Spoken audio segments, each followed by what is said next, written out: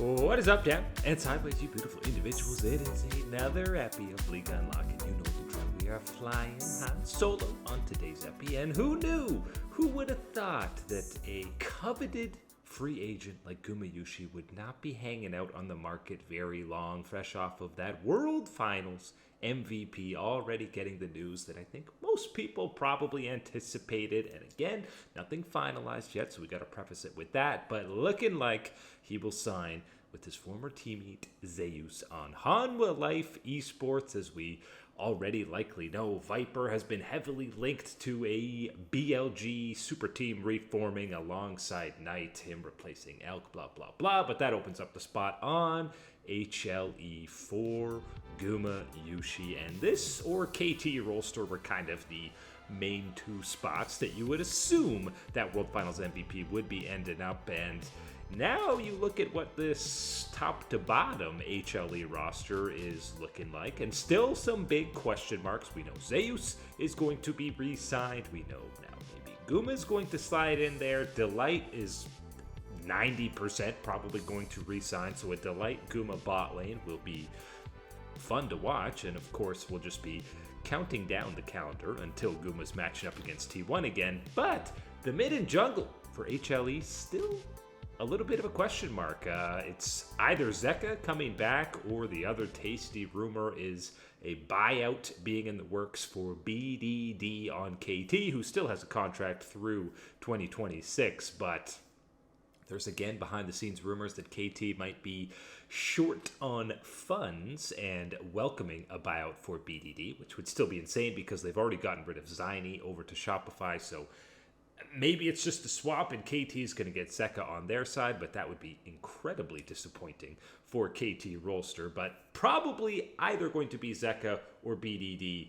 BDD would be the even more insane one because he just had a better year than Zeka did, hands down, no question. Jungle side of things, obviously Peanut is retiring, so this is the ultimate Omega vacant spot for Hanwha.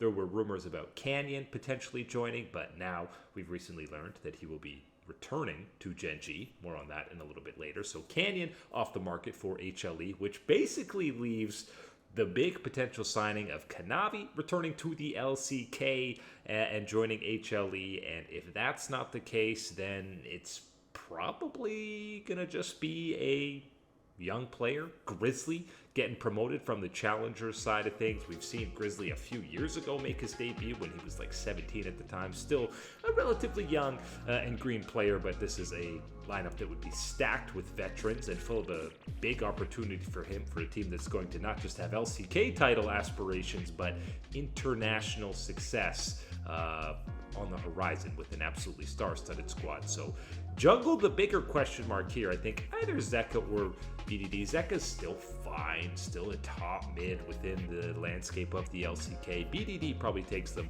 to another level.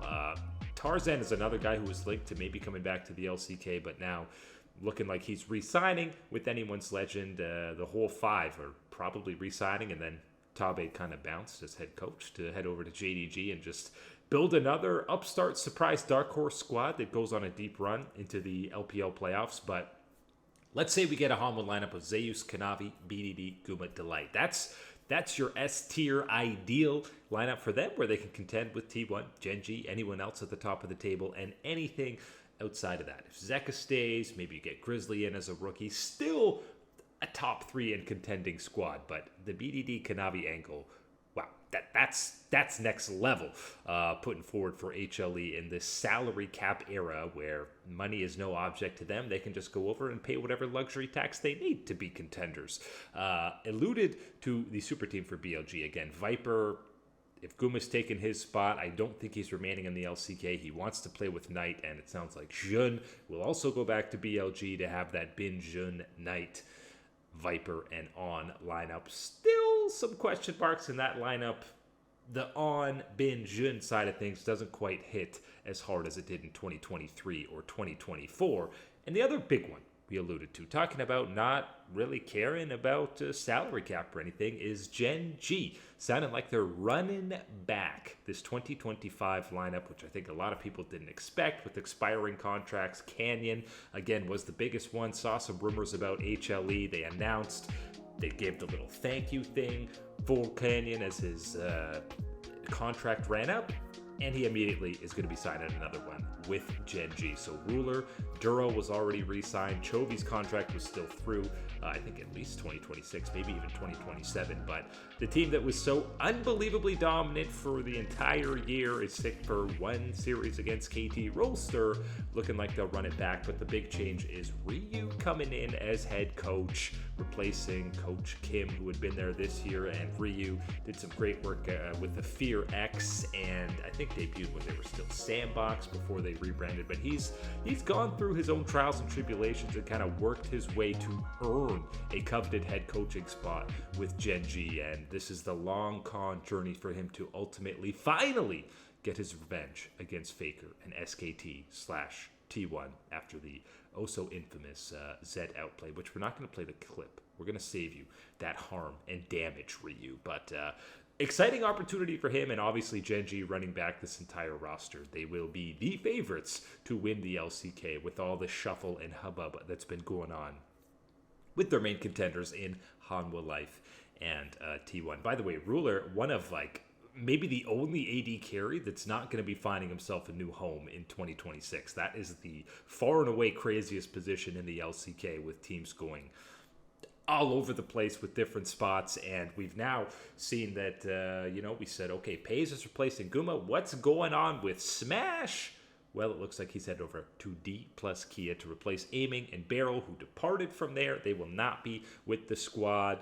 I feel like the top side of the map for Dplus, despite some of this off-the-riff drama that we've been hearing about, Lucid getting upset with Showmaker, blah, blah, blah, but pretty sure Siwu, Lucid, and Showmaker, the nucleus of the squad, will be running it back now. Smash coming in as the bot laner for his first opportunity as the de facto starting AD carry on a tier 1 LCK squad. Super excited to see that, and incredibly small sample size, but the ceiling is an improvement over what we were getting out of Aiming last year. And then the question mark around support, we know that KT Peter is already exploring those free agent waters. So if you get Smash Peter in the bot lane, I don't think anyone would be arguing that that's not a sizable upgrade over what you got out of Barrel and Aiming throughout that year. So Dplus might slide into a near contender status in the LCK as well if Smash lives up to some of this incredible hype that he got off of playing 3-4 series on T1. But we did see him put up some immaculate performances against Ruler, GenG, and other top tier squads in the LCK. So Dplus definitely going to be a team to watch heading into this year. Another familiar face also returning to the LCK is one former LPL MVP and World Champion Finals MVP, Scout, who is fresh off of probably his worst year as a pro on JDG, and that means he doesn't get a coveted spot on a top-tier team in the LCK, but looking like he will be joining Nongshim for next year, which is a little bit perplexing and kind of a glaring question mark ping for Nongshim, because Calyx was one of the more promising young mid laners in the entire league, so to replace him with what is looking like a certainly slightly washed up Scout seems a little bit confusing. I'm sure the contract for Scout was a little bit cheaper because his stock is, again, probably at an all-time low after his performance on JDG for a year. Maybe he can bounce back and regain some of that MVP level form, but the mid lane competition is probably even steeper in the LCK than in the LPL when you have BDD, Zeka, Chovy, Faker, Showmaker ahead of you coming into this. So the LCK is not getting great points for kind of prioritizing veterans over promising rookies, and veterans that, again, are far and away from their peak performance. But now this, assuming you're running back the veteran-savvy lineup of Lehens, Scout, Kingen on that top side, maybe Nongshim will be another dark horse, because this is a team that was vying for top 5 at times throughout 2025, so maybe they will surprise again. I hope Scout can gain some form, and I hope Calyx gets another opportunity, because this guy is no question a starting caliber AD carry within the LCK, whether it's a middle tier team or bordering on contender status squad. So hope we get to see more out of him.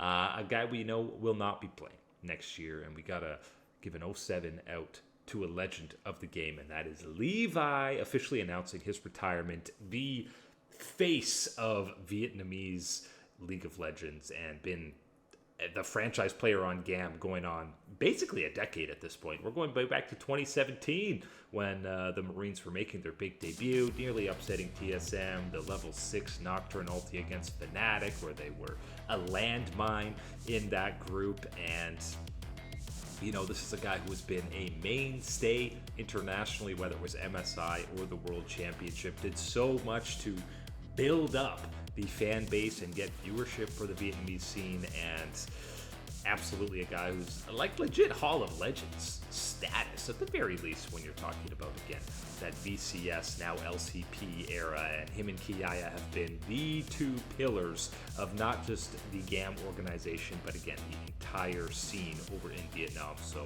absolutely deserving of some flowers, and was a guy who, it's rare to have these, and especially minor regions back in the 2017 era, where they were very much light years behind any of the tier 1 leagues, but to have guys who could stand up against the best of the best and still stand out and show up like he did on a lot of these pocket picks, the Kha'Zix, the Nocturne when it wasn't that meta, and anything that else evolved around there, the Karthus gameplay. This guy's been featured in some of the music videos that Riot's done for Worlds, and there's a reason why, because he's been a part of a lot of iconic moments, games, and individual plays out of him. So big shout out to Levi as he moves on to greener pastures outside of his playing career, and that opens up a massive opportunity and big shoes to fill in that GAM jungle spot. We'll see how that plays out for the LCP 2026, as we see that the VCS, formerly VCS now, has their work cut out, because the Taiwanese scene is